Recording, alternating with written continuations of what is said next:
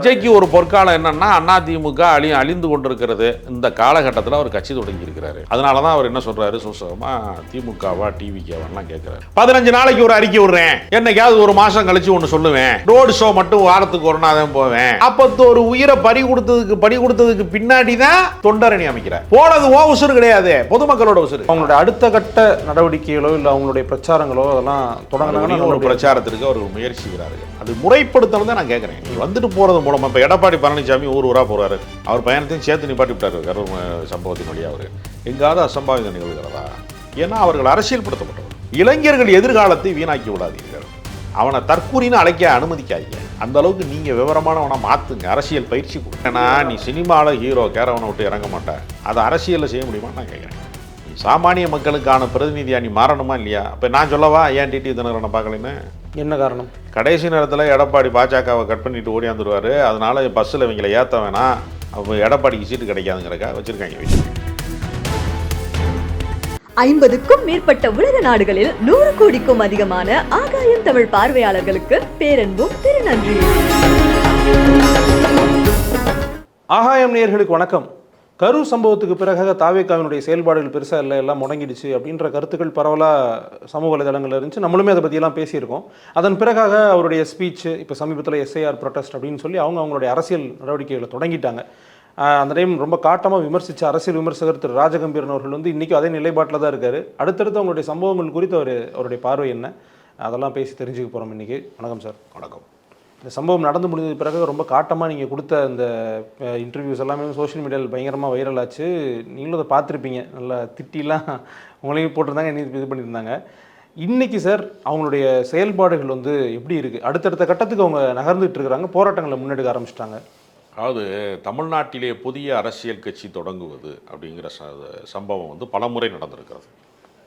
ஒவ்வொரு காலகட்டத்திலேயுமே அதிமுக வேண்டாம் திமுக வேண்டாம் அப்படிங்கிற நிலைப்பாடுகள் கொண்டவர்கள் பாமக அப்படி தான் தோன்றியது, அப்படித்தான் மதிமுக தோன்றியது, தேமுதிக தோன்றியது, நாம் தமிழர் கட்சி தோன்றியது, எத்தனையோ அரசியல் இயக்கங்கள் தோன்றுகிறது. அது தாக்கு பிடிக்கிறதா? திமுக அதிமுகவை எதிர்கொள்ள முடிகிறதா? அல்லது அதிமுக திமுகவின் தோள்களிலே சவாரி செய்ய முடிகிறதா? பல கேள்விகள் இருக்கு. 67 ஆட்சியை இழந்த காங்கிரஸால் எதிர்க்கட்சி வரிசையிலே கூட உட்கார முடியல, பின்னடை. அதனால் தாவேகாவுக்கு இருக்கிற வசதி என்ன? ஆளுமை மிக்க தலைவர்களாக இருந்தவர்கள். கலைஞர் உயிரோடு இல்லை, ஜெயலலிதா இல்லை. கேப்டன் விஜயகாந்த் கட்சி தொடங்கும் போது ஜெயலலிதாவும் இருந்தாங்க, கலைஞர். ஒரு மாபெரும் 2 பெரிய ஆளுமைகளை எதிர்த்து அரசியல் செய்வதும், இந்த மாதிரி ஆள் இல்லாத நேரத்தில் ஸ்டாலினை கழித்து விட்டு யாருமே தமிழ்நாட்டில் இன்றைக்கி மாபெரும் தலைவர்கள் என்று எல்லாராலும் ஏற்றுக்கொள்ளப்பட்ட தலைவர்கள் என்கிற வரிசை இல்லாமல் ஒரு பேரரசரை எதிர்த்து இபிஎஸ் அவர்கள் இருக்கார், எதிர்கட்சி அரசர்கள், அவரெல்லாம் சிற்றரசர்கள். கொங்கு மண்டலத்தில் தான் அவர் கட்சி இருக்கு. தமிழ்நாடு முழுக்க தென் மாவட்டத்தில் அதிமுக தேய்மானத்தில் இருக்கு, தேய்பிரை காலத்தில் இருக்கு. அவர்களுக்கு வளர்பிறை காலம் இங்கே வரவே வராதுங்கிற மாதிரி இருக்கு, மோசமாக இருக்கு. தஞ்சாவூர் பக்கம் போயிட்டீங்கன்னா டிடிவி தினகரன் கண்ட்ரோலில் இருக்குது அதிமுக. அப்படி புதுக்கோட்டையில் விஜயபாஸ்கர் இருக்காரு, எல்லாரும் இருப்பாங்க, தொண்டர்கள் இருக்கணும்ல. கூண்டு இருக்குங்க, கிளி பறந்துருச்சு. அதிமுகங்கிற கட்சி கூண்டு தான் இருக்குது, கிளி பறந்துருச்சு. கூண்டை வச்சு என்ன பண்ணுறது? இப்போ வெற்றி என்பது பறந்து விட்டது. இப்போ விஜய்க்கு ஒரு பொற்கால வாய்ப்பு என்னென்னா, தமிழ்நாட்டிலே மாபெரும் அரசியல் இயக்கங்களாக இருக்கக்கூடிய அதிமுக தேய்மானத்திலே போய்கொண்டிருக்கிற இந்த நேரத்தில் நான் தான் அதிமுக, நான் தான் எம்ஜிஆர், நான் தான் அண்ணா கொள்கையை பேசுகிறவன், நான் தான் திராவிட கொள்கையை பேசுகிறவன், நான் தான் ஒரிஜினல் தமிழ் தேசியம், சீமான் கிடையாது என்று சொல்லிக் கொள்வதற்கு வருகிறார். அதற்கான செயல்பாடு இருக்கிறதா? கூட்டம் இருக்கிறது. இளைஞர்கள் மீது அவர் பலாப்பழத்தில் ஈக்கள் மொய்ப்பதைப் போல ஒரு கூட்டம், இளைஞர் கூட்டம் அவர் பின்னால் இருக்கிறது. முன்பெல்லாம் பள்ளிக்கூடத்தில் சொல்லிக் கொடுப்பாங்க, ஆனால் அவன் ஐயனாவுக்கெல்லாம் சொல்லிக் கொடுப்பாங்க. என்ன சொல்லிக் கொடுப்பாங்க? ஃபஸ்ட்டு எடுத்தோடனே அணில், ஆடு, இலை, இப்படி தான் சொல்லிக் கொடுப்பாங்க. அணில் தான் தாவேக்கா, ஆடு அண்ணாமலை, இலை ரெட்டலை. ஒரு இலையை மேய்ஞ்சிட்டாங்க ஓபிஎஸை வச்சு. ஈ ஒன்று இருக்கு, அது யாரப்போ? மிச்சம் இருக்கிற ஈ ஓட்டுறவங்க இவங்களெல்லாம் நம்மளவங்க பூரா ஈ தான் ஓட்டுறாங்க. அதுதான் சொல்லுவாங்க. நீங்கள் அவங்கள ஒட்டுமொத்தமாகவே ஒரு சிறுமைப்படுத்தி ஒரு சிறுமைப்படுத்துறீங்களோன்னு தோணுது. எனக்கு சிறுமைப்படுத்த வேண்டிய அவசியம் இல்லை. ஒரு கட்டுக்கோப்பாக கட்சியை நடத்துங்கள்னு நான் அதிமுக காரனை சொல்கிறேன், ஒரு கட்டுக்கோப்பாக கட்சியை நடத்துங்கள்னு தாவேகா காரனை சொல்கிறேன். எனக்கு என்ன வன்மம் இருக்கிறது? விஜய் தலைவராக கூடாதுங்கிற வன்மை எனக்கு கிடையாது. நான் திமுக காரன் கிடையாது. திராவிட இயக்க ஆதரவு நிலைப்பாட்டில் இருக்கேன். நான் ஏன் திராவிட இயக்க ஆதரவு நிலைப்பாட்டில் இருக்கேன் அப்படின்னா, திராவிட இயக்கம் தான் நமக்கான உயர் சாதிகளுக்கு மட்டுமே உரித்தான கல்வியை, குருகுலத்திலே சிக்கி கிடந்த கல்வியை சாமானியனுக்கு மீட்டு கொடுத்தது. ஆடு மாடு மேய்த்து கொண்டிருந்தவனை எல்லாம் அரசு பணிக்கு அனுப்புது, படிக்க வச்சது. அரசு பள்ளிக்கூடங்களை திறந்தது. சத்துணவு போட்டு வா, சாப்பிட்டாது படின்னு கூப்பிட்டுச்சு. இப்போ காலை உணவு திட்டத்தை நிறைவேற்றி ஸ்டாலின் அழைக்கிறாரு புதியவர்களை, சிறுவர்களை, இளைஞர்களை. அப்போ தமிழ்நாட்டை தீர்மானிக்கக்கூடிய நவீன தமிழ்நாடாக மாற்றிய ஐடி கம்பெனியில் இத்தனை இளைஞர்கள் வேலை பார்க்குறான்னா அதுக்கான கட்டமைப்பை உருவாக்கி தந்தது இது. திராவிட இயக்க நிலைப்பாடுனா பானிபூரியில் என்னை கொண்டு போய் பீகாரில் பானிபூரி விற்காம பாதுகாத்தது திராவிட இயக்கம். அதுக்கு நான் நன்றி சொல்வதற்காக ஆதரிக்கிறேன். அதான் சார், அந்த நிலைப்பாட்டில் அதிமுக வருதா உங்களோட திராவிட இயக்க அதிமுக எம்ஜிஆர் இருக்கும்போது, ஜெயலலிதா இருக்கும்போது திராவிட இயக்க கோட்பாட்டுக்கு முடிந்தவரை உண்மையாக இருக்க முயற்சி செஞ்சுருக்கிறாங்கங்கிறது மாற்று கருத்து எனக்கு கிடையாது. எப்போவுமே என்ன செய்வாங்கன்னா, எம்ஜிஆர் சத்துணவு கொண்டு வரும்போது சத்துணவு விமர்சனத்துக்குள்ளாகும். ஆனால் கலைஞர் சத்துணவை கேன்சல் பண்ண மாட்டார்.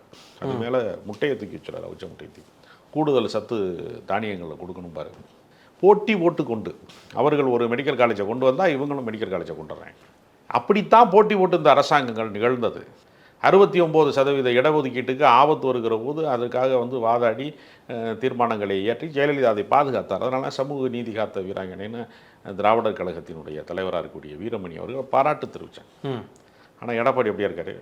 எடப்பாடி என்றைக்கு சேக்கிலார் எழுதிய கம்பராமாயணத்தை படித்தாரோ அன்னையிலேருந்து அவர் திராவிட இயக்கத்துக்கு எதிராக இருக்கார். சின்ன சின்ன தவறுகள் எல்லாரும் பேசும்போது விட்டுறது தானே. தவறை நான் சொல்லலை. என்ன சொல்கிறேன், எஸ்டிபிஐ மாநாட்டில் போய் என்ன சொன்னார், பாஜகவோடு எந்த நாளும் கூட்டணி கிடையாது, எந்த தேர்தலும் கிடையாது.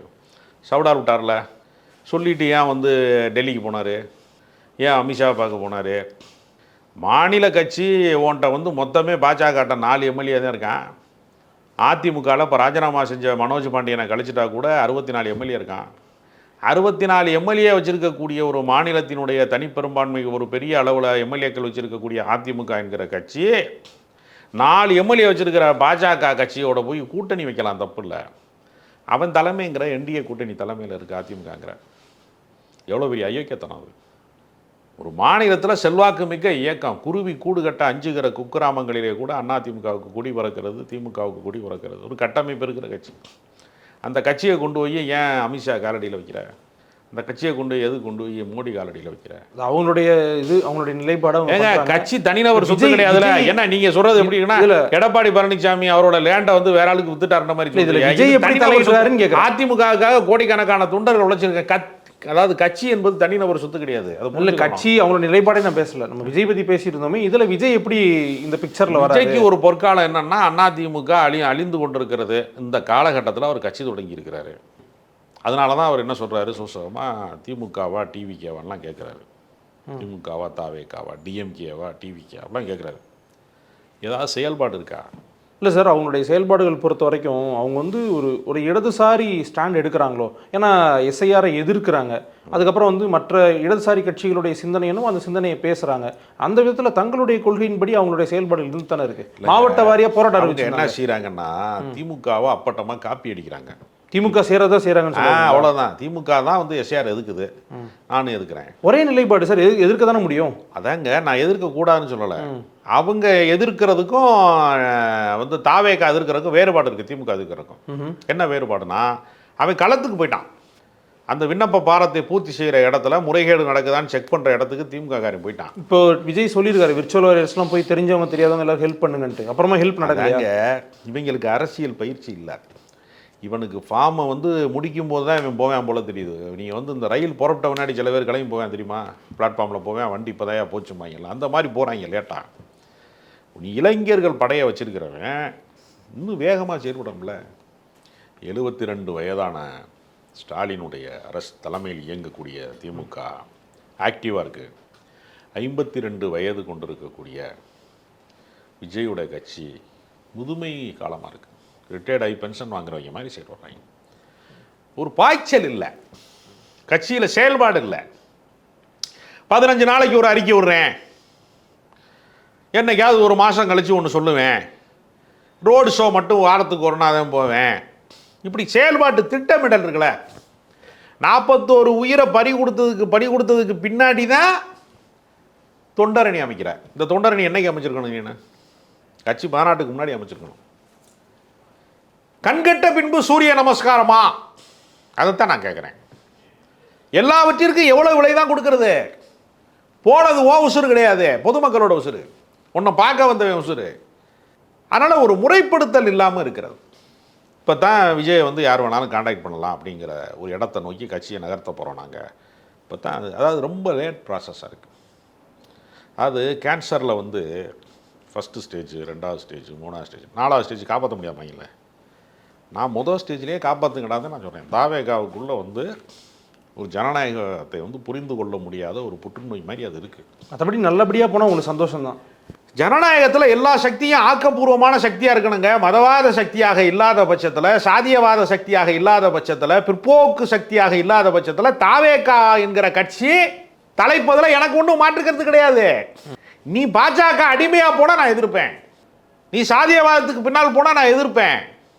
வேற நமக்கு கொள்கை ரீதியாகத்தான் நம்ம அதை பார்க்கிறோமே தவிர தனி மனித பகை கிடையாது. எது கேட்டோம்னா விஜய் வேணவே வேணாம் அப்படிங்கிற பகை கிடையாது.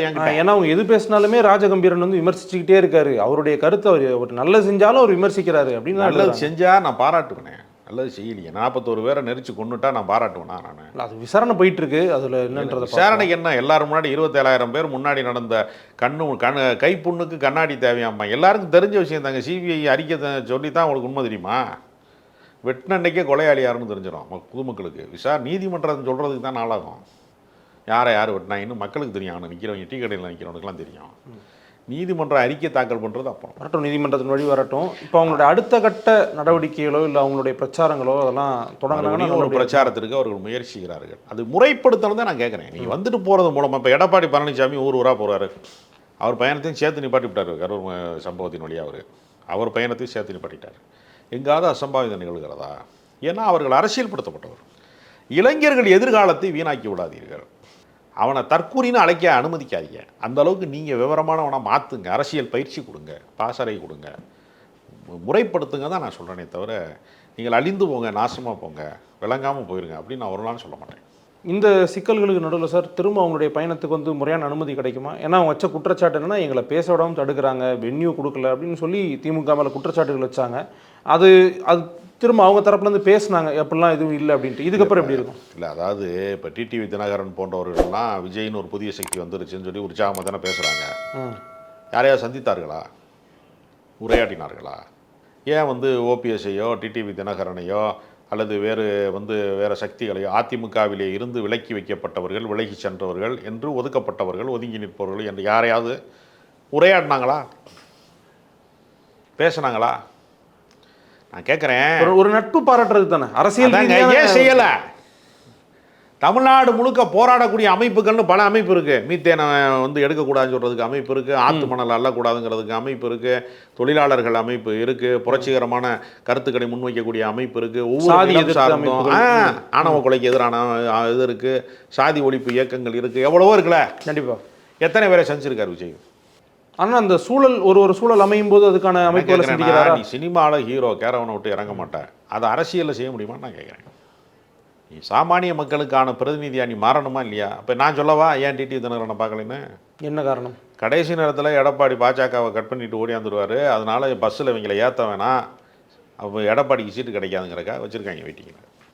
எல்லாவற்றையும் தேர்தல் கணக்காக பார்க்காமல் மக்களுக்கான போராட்ட கணக்கு பார்க்குற ஒரு வழக்கம் தாவேகாவுக்கு வந்துருச்சுன்னா கட்சி தப்பிச்சிடும். ஆனால் எல்லாமே என்ன சொல்கிறான்னா, அவர் வெளியில் வர மாட்டாருங்க, செயல்பட மாட்டாருங்க, இயங்கவே மாட்டாருங்க, ஸ்ட்ரைட்டாக முதலமைச்சர் தாங்க. எடுத்தடுப்புலேயே அமெரிக்க மாப்பிள்ளை தாங்க அவர், லோக்கல் மாப்பிள்ளையை அவர் ஆக்காதீங்க. அவரை கொண்டு காமிச்சிட்டா கவர்ச்சி போயிருங்க, ஈர்ப்பு போயிருங்க. அதனால் அவரை இந்த சாமியை எப்படி கர்ப்ப கிரகத்துக்குள்ளே நாங்கள் மூலஸ்தானத்தில் வச்சுருக்கோமோ அது மாதிரி நாங்கள் காட்ட மாட்டோங்க. தாவேகா செய்தி தொடர்பாளர்கள்னு விவாதங்கள்லையும் தொலைக்காட்சிகள்லையும் ஊடகங்கள்லையும் வரக்கூடியவங்க யாருமே அவரை பார்த்ததில்லைங்கிறான். குத்து மதிப்பாக தான் பேசுகிறாங்கிறேன் எல்லாருமே. இது எப்படி ஜனநாயக இயக்கமாக இருக்க முடியும்? அதான் என்னுடைய அவங்களுடைய அடுத்த கட்ட செயல்பாடுகளை பார்த்துட்டு பேசலாம். உங்களுடைய நேரத்துக்கும் கருத்துக்கும் நன்றி சார்.